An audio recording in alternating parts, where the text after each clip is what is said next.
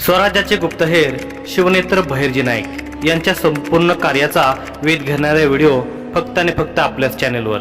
शिवकालीन संपूर्ण इतिहास। सारंगाला वीरगती प्राप्त झाली 7 वर्षानंतर। ठिकाण कर्नाटक। तो धावत होता।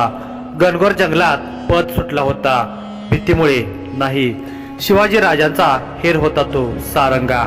त्याच्या काळजात भीती नावाची कोणती भावना शिल्लक नव्हती। तो दक्षिण दिशेने धावत होता। त्याच्या मागे अफजल खानाचा एक विश्वासू सरदार अली अब्बास काही सैनिकांना सोबत घेऊन धावत होता। मग सारंगा पश्चिमेस स्वराज्याकडे धावण्याऐवजी दक्षिण दिशेला का धावत होता? कारण शिवाजी राजांनी आदिलशाहीच्या गदग लक्ष्मेश्वर भागात लुटमार केली होती। सारंगाने अली अब्बासची दिशाभूल केली होती। स्वतःचा जीव दावणीला लावून तो दक्षिणेत धावत सुटला होता। आता तो कुर्ताकोटे या गावाजवळील जंगलात शिरला होता। तितक्यात सारंगाच्या घोड्यांचे हाड मोडून तो जमिनीवर पडला। सारंगा घोड्याला तेथे सोडून धावू लागला। बहिर्जी पथकाचा हेर नियोजनाशिवाय कुठले कार्य करणार नाही। मग हे सुद्धा त्याचे नियोजन असावे का? होय, नेहमीप्रमाणे ही कामगिरी सुद्धा पूर्वनियोजित होती। या मोहिमेचे नेतृत्व नाईकांनी केले नव्हते। नाईक 7 वर्षापासून मीर जुमला आणि मोगलावर लक्ष ठेवून होते। 4 वर्षापूर्वी या मोहिमेची आखणी केली होती, ती खुद्द शिवाजीराजांनी। या मोहिमेत सारंगाच्या मदतीला कावेरी ही होती। राजांच्या सांगण्यावरून योजनाबद्धरित्या सारंगा आणि कावेरी दक्षिणेत अफजलखानापर्यंत पोहोचले होते। या मोहिमेचे 2 उद्देश होते। एक तर राजांचे थोरले बंधू संभाजी राजांची हत्या अफजल खानाने केल्यामुळे त्याचा प्रतिशोध घ्यायचा होता।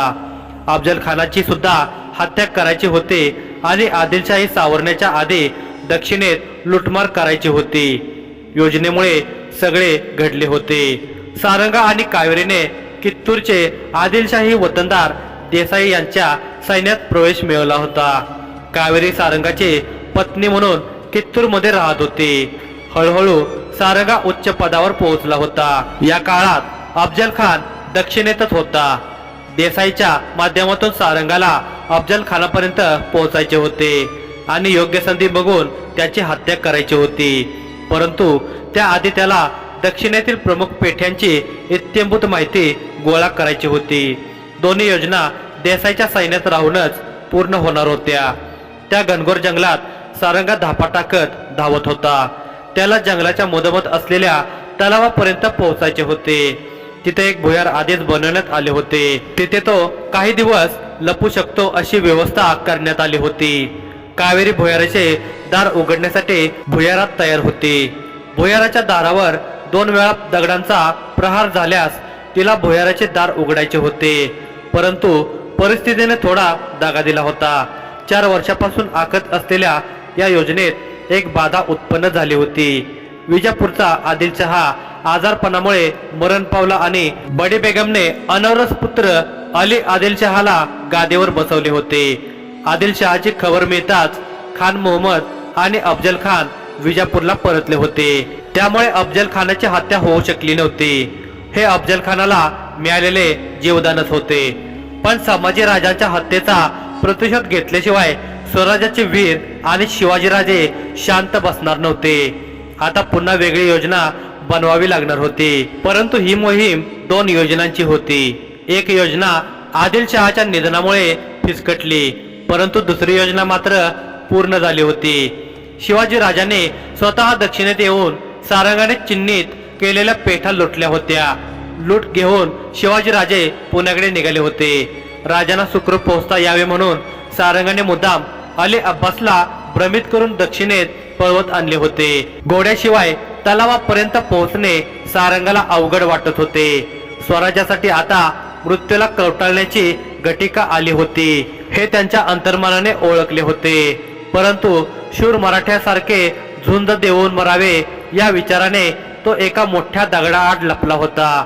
अली अब्बास आणि त्याचे सैनिक आता मशालीच्या प्रकाशात त्याला शोधत होते। इतक्यात घोड्याला जखमी होऊन पडलेले त्यांनी पाहिले। तो दरेडखोर इथंच असणार। दात ओठ खात अली अब्बास अरबी भाषेत ओरडला, जखमी अवस्थेत पडलेल्या घोड्याजवळचा परिसर सैनिकांनी गोलाकारपणे घेरला. झाडांच्या आडोशाला ते शोधू लागले. त्या जंगलात उंच झाडे होती. झुडपांचे अस्तित्व फार कमी होते. सैनिकांनी म्यानातून तलवारी उपसल्या होत्या. चवताळून ते वेलीवर आणि अगदी छोट्या छोट्या झुडपावर तलवार फिरवत होते. त्यांच्या तीक्ष्ण हत्यारांनी झुडपे, छोटी रोपे जमीनदोस्त होत होती. निशाचर सर्प अचानक झालेल्या आवाजाने गोंधळले होते. ते वेगाने वारुळांच्या दिशेने सरपटत होते. अली अब्बास चांगलाच तापला होता. तो पुन्हा त्याच्या साथीदारावर कडाडला. सापडला का? नाही, साथीदार म्हणाले. कुठं पळून जाणार तो? इथंच लपला असेल, शोधा. जिवंत हवा आहे तो. त्याचे दोन्ही हातपाय कापून त्याला विजापूरच्या दरबारात उभं करायचं आहे, शोधा. सैनिक पुन्हा सारंगाला शोधू लागले. तो श्वास रोखून एका मोठ्या दगडाच्या आडोशाला लपला होता. त्याचा अंगरखा काट्यामध्ये अडकून केव्हाचा फाटला होता. कमरेपासून गुडघ्यापर्यंत शुभ्र धोतर शिल्लक होते. तेही जमिनीवर पडून मळकटले होते. त्याच्या गळ्यात रुद्राक्षाची माळ होती. त्याच्या विस्तृत छातीवर ती माळ श्वासासोबत खालीवर सरकत होते. त्याचे ओठ सुकले होते. त्याच्या बोटाच्या अंगठीत विष होते. त्या अंगठीला त्याने एक क्षण पाहिले आणि आजूबाजूला नजर फिरवली. अब्बासच्या सैनिकांनी त्याला चहूबाजूने घेरले होते, परंतु सारंगा मात्र त्यांना दिसत नव्हता. सारंगाने हळूच दगडाच्या आडोशातून डोके वर काढले.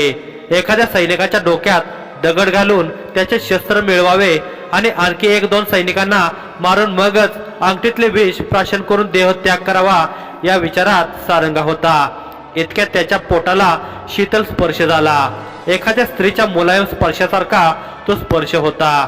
त्याच्या तापलेल्या शरीरात त्या शीतल स्पर्शाने एक लहर चमकली आणि तो दचकला. श्वास रोखून त्याने हळूच पाहिले.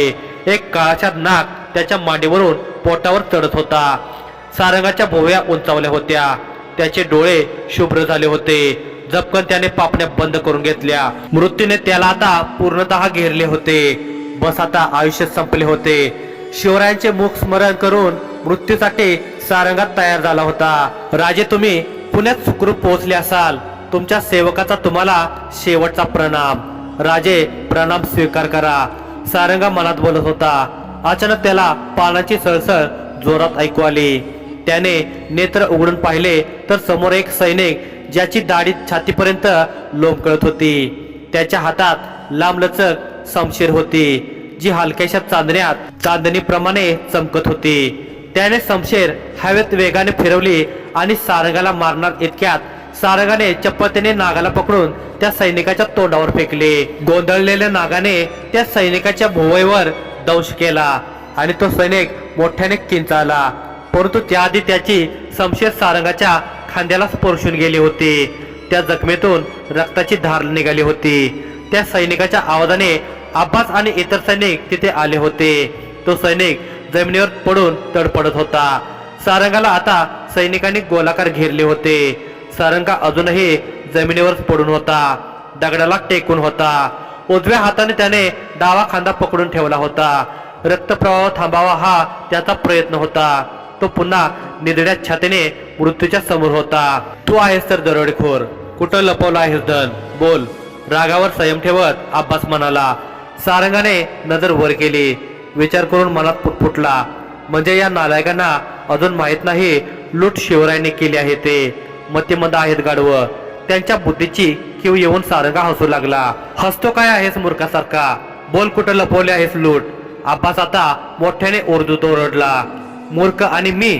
सारंगा पुन्हा हसू लागला. एका वारात धडा वेगळी करेन तुझी मुंडी. बोल पटकन, असे म्हणत अब्बासने सारंगाच्या गळ्यावर लाथ ठेवली. दष्टपुष्ट अब्बासच्या पायाच्या वजनाने सारंगाचा गळा आवळला जात होता. अब्बास क्रोधाने भडकून लूट कुठे लपवली म्हणून विचारत होता. खरे तर त्याला सारंगाला जीवे मारायचे नव्हते, कारण लूट कुठे आहे हे सारंगा सांगू शकणार होता. परंतु यातनाशिवाय सारंगा तोंड उघडणार नाही असे अब्बासला वाटत होते. जीव घातलास तरी सांगणार नाही. कसा बसा घशातून आवाज काढत सारंगा म्हणाला. कसं सांगणार नाही बघतोच. चामडी सोडून काढतो तुझ्या अंगावरची. अब्बास अत्यंत निर्दयपणे जीव घेणार हे सारंगाला माहित होते. तो मनोमन बोलू लागला. आई भावाने स्वराज्याच्या 4 तरी शत्रूंना सोबत घेऊन मारण्याचं सौभाग्य दे। सारंगा एका संधीच्या शोधात होता। अब्बास त्याच्या गळ्यावर ठेवलेल्या पायाचा दाब कमी जास्त करत त्याला लुटीबद्दल सतत विचारत होता। सारंगाचे डोळे विस्फारले जात होते। तो कसाबसा जमिनीवर हात आपटत होता। तेव्हा त्याच्या हाताला पातळात पडलेल्या तलवारीच्या मुठीचा स्पर्श झाला। पटकन त्याने उजव्या हाताने अब्बासचा पाय पकडला आणि तत्परतेने तलवार हातात घेत अब्बासच्या पोटरीवर ओढली। अब्बास आर्त किंचत जमिनीवर पडला होता। त्याचा पाय हाडापर्यंत खोल कापला गेला होता। त्याच्या नशिबाने ती तलवार सारंगाच्या उजव्या हातात नव्हती, नाहीतर त्याचा पाय शरीरापासून वेगळा झाला असता। सारंगा पटकन उभा राहिला। एका हाताने त्याने स्वतःचा गळा पकडून ठेवला होता। गळ्यात वेदना होत होत्या। त्याचा श्वासोच्छवास संयमित नव्हता। फार वेळ अब्बासने त्याच्या गळ्यावर पाय ठेवल्याने त्याच्या मस्तिष्काचा रक्तप्रवाह कमकुवत झाला होता। तो मोठमोठ्याने श्वास घेत होता। त्याच्या मानेला आता सगळ्या सैनिकांनी तलवारी लावल्या होत्या। त्यांनी त्याला वेढले होते। काही सैनिक अब्बासजवळ थांबले होते। त्याच्या पायाला कपडा बांधून रक्तस्राव रोखण्याचा प्रयत्न करत होते। अब्बास क्रोधाने सारंगाकडे पाहत होता। तो तडफडत ओरडला, भामट्या, जर तुला विजापूरच्या दरबारात उभं करायचं नसतं तर तू आतापर्यंत जिवंत नसतास। पण आता नाही, आता तू माझा वैयक्तिक शत्रू आहेस। तुझा मी जीव घेणार म्हणजे घेणारच। सारंगाने मान न फिरवता फक्त बुबुळ फिरवून चौफेर नजर फिरवली। त्याच्या हातात तलवार होती। 1-2 तरी सहज मारू शकतो हाच विचार त्याच्या मनात सुरू होता आणि तसा त्याने निर्धारही केला होता। इतक्यात अब्बासने सैनिकांना आज्ञा केली, या भामट्याचे आधी हात कापा आणि मग पाय, मग डोळे आणि जीभ। सैनिक अब्बासच्या आदेशाची अंमलबजावणी करण्यासाठी आणखी पुढे सरसावले। इतक्यात 2 सैनिक किंकाळत जमिनीवर पडले। त्यांच्या पाठीत तीर रुतले होते। इतर सैनिक मागे वळून बघणार इतक्यात सारंगाने त्याच्या मानेभोवती तलवार पकडून उभ्या असलेल्या सैनिकांना लाथेने बाजूला फेकले आणि आक्रमण सुरू केले। आवेगाने तो एकेकाच्या मानात छाटू लागला। सैनिक ज्या दिशेने तीर आला तिकडे धावू लागले। मूर्ख होते ते, समोरचे लक्ष सोडून अशा लक्ष्याकडे धावत होते जे अंधारात लपले होते। इकडे सारंगा 20-25 सैनिकावर एकटा तुटून पडला होता। त्याची तलवार हवेवर अधिराज्य गाजवत होती। ती वायुवेगाने चालत होती। सारंगा हवेत गिरक्या घेऊन त्या शत्रू सैनिकांचा वार चुकवत होता। त्याच्या गळ्यातली रुद्राक्षांची माळ छातीवर आदळत होती। जमिनीवर पडणारा एक एक सैनिक आर्त किंकाळत होता, विवळत होता। सगळ्यांच्या माना छाटल्या जात होत्या। पण अचानक त्याच्या पाठीत तलवार घुसली। सारंगाने वळून पाहिले। त्याच्या मागे अब्बास होता। कसा तरी तोल सांभाळत तो उभा होता। त्याचा चेहरा क्रोधाने फणफणत होता। इतक्यात एका सैनिकाने सारंगाच्या छातीवर वार केला। सारंगाने एका तलवारीच्या फटक्यात त्या सैनिकाला आडवे केले। अब्बासने सारंगाच्या पाठीत खुपसलेल्या तलवारीची मूठ फिरवली आणि तो पुटपुटला, कोण आहेस तू? तू कोणी दरोडखोर नाहीस। बोल, कोण आहेस तू? सांगतो, पण एक शर्त आहे। सारंगा कसाबसा पुटपुटला, अरे मरण तोंडावर आला आहे तरी शर्त, पण माझ्या शत्रूचं रहस्य जाणून घेणं मला गरजेचं आहे। तुझी शर्त मंजूर करतो, नाहीतर तो मेल्यावर मला कळणार नाही मी ज्याला मारलं तो नेमका कोण होता। अब्बास म्हणाला, माझं रहस्य जाणून घेतल्यावर तुला मी जिवंत सोडू शकत नाही, तुला मराव गेल, हीच माझी शर्त आहे। सारंगा निर्भीडपणे म्हणाला। चवताळून अब्बासने सारंगाच्या पाठीतली तलवार काढून पुन्हा खुपसली। सारंगा थरथरत जमिनीवर पडला। इतक्यात वीज चमकावी तशी कावेरी अंधारातून बाहेर आली आणि दिसेल त्याच्यावर धनुष्याचे तीर सोडू लागली। बात्यातले तीर संपल्यावर तिने जमिनीवर पडलेल्या 2 सैनिकाच्या तलवारी उचलल्या आणि दोन्ही हाताने तलवारी फिरवत ती गनिमांना कापू लागली। तिची व्याघ्र दृष्टी भयावह वाटत होती। छातीतून मोठमोठ्याने होंकार भरत ती सैनिकांना कापत अब्बासपर्यंत पोहोचली होती। अब्बासवर तिने वार केला, पण अब्बासने तो वार तलवारीवर झेलला आणि त्याने आजूबाजूला नजर फिरवली। त्याचे सगळे सैनिक जमिनीवर पडले होते। डोळे मोठे करून त्याने कावेरीला विचारले, आता तू कुठून आलीस? अरे कोण आहात तुम्ही? अब्बास वैतागून बोलत होता। जय भवानी, जय शिवाजी म्हणत कावेरीने पुन्हा तलवार हवेत फिरवली आणि अब्बासवर वार केला। अब्बासने तो चुकवत तलवारीवर झेलला। मराठी आहेस तर याचा अर्थ शहाजीच्या पुत्रानं पाठवला आहे तुम्हाला. अब्बास म्हणाला, कळलं ना आम्ही कोण आहोत, आता तुला मरावं लागेल. म्हणत वायुवेगाने कावेरी अब्बासवर तुटून पडली. कावेरीने चपळतेने अब्बासच्या जखमी पायावर लाथ मारली. अब्बास वेदनेने किंचाळला, पण अचानक त्याचा आवाज बंद झाला, कारण दुसऱ्या क्षणी कावेरीने त्याचे मुंडके धाडावेगळे केले होते. तिची नजर स्थिर होती, जणू तिने महाकालीचे रूप धारण केले होते. तिचा चेहरा शत्रूंच्या रक्ताने माखला होता. तलवारीवरून लाल भडक रक्त टपटपत होते. तिच्या श्वासाने वेग घेतला होता. तो वेग प्रचंड वाढला होता. काही वेळापूर्वी तलवारींच्या घर्षणाचा आवाज घुमत असलेले जंगल आता पूर्णपणे शांत झाले होते. सैनिकांच्या हातात असलेल्या मशाली जमिनीवर पडल्या होत्या. त्यातील अग्नीने आता चाला पाचोळ्याला आलिंगन दिले होते. हवेच्या झोक्यासोबत अग्नी वेगाने पसरत होता. जमिनीवर पडलेल्या सैनिकांच्या पार्थिवांना अग्नीने गिळंकृत केले होते. कावेरी पटकन सारंगाजवळ गेली होती. सारंगा मंद गतीने श्वास घेत होता. कावेरीने एका मृत सैनिकाचा अंगरखा फाडून सारंगाच्या पाठीवरील जखमेवर बांधत पोटावर गाठ मारली आणि त्याचे मस्तक मांडीवर ठेवत म्हणाली, सारंगा उठा, पाणी पाणी पाणी. असा सारंगा पुटपुटत होता. जवळच तलाव आहे आणि ते पाणी, काही होणार नाही तुम्हाला. म्हणत कावेरी उठू लागली, पण तिने पाहिले की जंगलात पसरलेला अग्नी चांगलाच भडकला होता. सारंगाला येथे टाकून जाऊ शकत नाही म्हणून त्याला तिने उभे केले. खांद्याचा आधार देऊन ती त्याला घेऊन जाऊ लागली. थोडंच अंतर चालायचं आहे. इथं धुरामुळं तुम्हाला प्राणवायू मिळणार नाही. तुम्ही भुयारात विश्राम करा. मला माहित असलेला औषधी गोळा तुमच्या जखमीवर लावते. तुम्ही पूर्णपणे बरं व्हाल. स्वराज्यासाठी अजून मोठ्या मोहिमा घ्यायच्या आहेत आपल्याला. कावेरी बोलत होती. कावेरी, राजांना नमस्कार सांग, माफीही माग. थोरल्या राजांच्या हत्येचा प्रतिशोध मी घेऊ शकलो नाही. कसाबसा सारंगा पुटपुटला. तो अफजल खान एक दिवस राजांच्या हातूनच मरेल. तो प्रतिशोध राजेच पूर्ण करतील. पण तुम्ही हार मानू नका. तुम्हाला काही होणार नाही. तुम्ही राजांची ताकद आहात. राजांची ताकद कमी होऊ देऊ नका. कावेरी चालता चालता बोलत होती. नाही कावेरी, नायकांना निरोप दे. त्यांनी वाटसरूंची लुटमार करणाऱ्याला एका लुटारूला स्वराज्याची सेवा करायचं सौभाग्य दिलं. त्यांना म्हणा. पुढील शब्द सारंगा बोलू शकत नव्हता. त्यांच्यात आता इतका त्राण उरला नव्हता. कावेरी सारंगाला घेऊन आता तलावापर्यंत पोहोचली होती.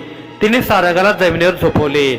मी पाणी आणते असे म्हणत ती पटकन तलावाजवळ गेली आणि पसेत पाणी घेऊन पुन्हा आली. सारंगाच्या मुखात तिने पसेतील पाणी ओतले. पुन्हा जाऊन पाणी आणते, परंतु दुसऱ्या पसेतील पाणी सारंगा पिऊ शकला नाही. त्याचे प्राण त्याचे शरीर सोडून गेले होते. अत्यंत दुःखी होऊन कावेरीने डोळे घट्ट बंद केले आणि पुटपुटले, सारंगा, तुमची साथ अजून हवी होती. तुमची खोटी पत्नी म्हणून वावरताना मनोमन कधी तुमची खरी पत्नी झाले कळलंच नाही. हेरांना भावनावर आवर घालायचा असतो माहित आहे, पण हेर हे मनुष्यच असतात ना. आज एक मनुष्य म्हणून सांगते, मी तुमच्यावर प्रेम करत होते. बऱ्याच वर्षानंतर कावेरीच्या डोळ्यात अश्रू होते.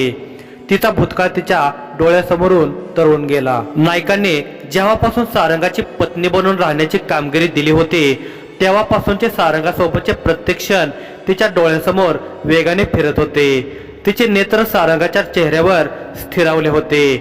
तिला आठवत होते की जेव्हा या मोहिमेसाठी ती आणि सारंगा देसाईच्या वाड्यातून गदगला निघणार होते, त्याच्या आदल्या रात्री सारंगाला ती तिच्या मनातील भावना सांगणार होती.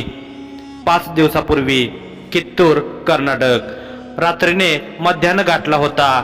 वाऱ्याचा मंद वेग वातावरणाचे सातत्य राखून होता. त्याच्या झुळकेसोबत तो रानातील विविध फुलांच्या गंधांना एकत्रित करून वातावरणात दरवळत होता. अर्धचंद्राचा प्रकाश चंदन वृक्षाच्या खोडावर पडत होता. एका सरळ रेषेत वाढलेले ते खोड मंद प्रकाशाने निळसर दिसत होते. अधूनमधून काजव्याचे लुकलुकणे निसर्ग सृष्टीचे सौंदर्य स्वर्गासमान भासवत होते. सारंगा हे सौंदर्य अनुभवत होता. त्याची दृष्टी निसर्ग सौंदर्याला न्याहाळत असली तरी त्याच्या मस्तिष्कात अफजल खानाच्या हत्येचे नियोजन गटांगळ्या खात होते. तो योजनेचे मुद्दे सतत आठवत होता. त्याच्या उलट्या परिणामांचा विचार करत होता. जर योजनेत कुठे घोळ झाला आणि काय घोळ झाला तर दुसरा कोणता मार्ग पटकन उभा करू शकतो. त्याच्या डोक्यात विचारांची आवर्तने सुरू झाली होती. इतक्यात त्याच्या कानांना पैंजणाची छुमछुम ऐकू आली आणि त्याची तंद्री भंग झाली. त्याच्यासाठी तो आवाज नवीन नव्हता. तो दचकला नाही. त्याने वळूनही पाहिले नाही. क्षणात त्या स्त्रीचा हात त्याच्या खांद्यावर आला. कावेरी, तू अजून झोपली नाही? सारंगाने विचारले. कशी झोपणार? तुम्हीही अजून झोपला नाही. कावेरीने घराबाहेर लाकडी कमानीवर हात टेकवला आणि सारंगाकडे पाहिले. 3 वर्षे उलटली कावेरी ह्या कामगिरीवर आपल्याला. मला मनावर अजून संयम ठेवता येत नाही आहे. शंभू राजांच्या हत्येचा प्रतिशोध मला स्वस्थ बसू देत नाही आहे, सारंगा म्हणाला. संयम हेच तर पहिलं शस्त्र आहे आपलं. विसरलात का बहिर्जींची शिकवण? कावेरीने बहिर्जी पथकाची प्रतिज्ञा आठवण करून दिली होती. सगळं लक्षात आहे माझ्या, पण संभाजीराजांची हत्या त्या क्रूर खानाने केली आहे हे सुद्धा लक्षात आहे. बस झालं कावेरी. परवा त्या अफजल खानाच्या छावणीत घुसून मी त्याचा गळा कापणार. मग स्वतःचा जीव गमावा लागला तरी चालेल. सारंगाने कमानेवर मूठ आदळली. तुम्हाला हे कार्य इतकं सोपं वाटत आहे तर मग त्याच्या छावणीपर्यंत पोहोचायला 3 वर्षे का लागलीत? हे बघा सारंगा, इतकी मेहनत घेतली आहे या मोहिमेवर, तेव्हा काम फक्त करायचंच आहे. घाईमुळं बेत फसायला नको. कावेरी समजावणीच्या सुरात म्हणाली. योजनाबद्धरित्या खानापर्यंत पोहोचण्यासाठी सारंगाला संयमाने पाऊल उचलणे आवश्यक होते, परंतु त्याचा संयम आता डळमळू लागला होता. कावेरीने सारंगाच्या दोन्ही खांद्यावर हात ठेवले आणि ती त्याच्या डोळ्यात पाहून बोलू लागली. खानाला त्याच्या गुन्ह्याची शिक्षा आपण देऊच, पण सारंगा, ही मोहीम मरणाची मोहीम आहे. आपली चिता रचून आपण या मोहिमेत उतरलो आहोत. या मोहिमेत कदाचित आपली साथ कायमची संपणार आहे. सारंगाने कावेरीकडे पाहिले. तिच्या ओठावर जे शब्द होते त्याच्या विपरीत भाव चेहऱ्यावर होते. तिच्या डोळ्यात हलकेसे पाणी होते. बहिर्जी योद्धा आहेस तू. तुझं काळीज अजून तू घट्ट करू शकली नाहीस. भावनांसाठी बहिर्जी पथकात जागा नाही कावेरी, सारंगा म्हणाला. म्हणजे तुम्ही सगळ्या भावनावर विजय मिळवला आहे का? हो. प्रतिशोध ही काय आहे? प्रतिशोध ही भावना असली तरी ती स्वराज्यासाठी आहे. भावना कोणतीही असली तरी ही अचूक योजनेत बाधा बनू शकते ना. सारंगाने चमकून कावेरीकडे पाहिले. एकेकाळी त्यानेच तिला जे सांगितले होते तेच ती आज त्याला समजावत होती. किंचित स्मित करून त्याने तिच्या गळ्यावरील केसामध्ये उजव्या हाताचा पंजा रुतवला आणि बोलू लागला. माझ्या मृत्यूची भीती वाटते का? नाही, मला मरणाची भीती नाही, ना तुमच्या ना माझ्या. पण तरी कावेरीला पुढे काहीतरी बोलायचे होते, पण कसे बोलावे हेच तिला कळत नव्हते. म्हणून तिने तिच्या शब्दांना लगाम लावला. जंगलात लागलेल्या अग्नीमुळे रात्रीच्या अंधारात पशुपक्षी गोंधळले होते. त्यांची एकच धावपळ सुरू झाली. त्यांच्या आर्त आवाजाने कावेरीला भान आले आणि ती भूतकाळातून बाहेर आली. कदाचित तेव्हा तुम्हाला मनातील भावना बोलून दाखवली असते तर आज माझ्या मनावर ओझं नसतं, म्हणत कावेरीने सारंगाच्या डोळ्यावरून हात फिरवत त्याच्या उघड्या डोळ्यांना बंद केले. कुर्ताकोटीच्या जंगलात तलावाच्या काठावर पिंपळ वृक्षाखाली कावेरीने सारंगाच्या पार्थिवावर अंत्यसंस्कार केले. पुढील 25 दिवसात ती पुरंदरला पोहोचली. पुरंदरला आल्यावर तिला कळले त्यांची मोहीम फत्ते झाली होती. काही अडचणी शिवरायांच्या समोर उद्भवल्या होत्या. आदिलशाही वजीर खान मोहम्मदचा मुलगा इलियास खान मध्ये आडवा आला होता, पण राजाने त्याला चुकून लुटलेली लूट घेऊन पुरंदर गाठले होते. अफजल खानाचा मृत्यू मात्र तुर्तास टळला होता.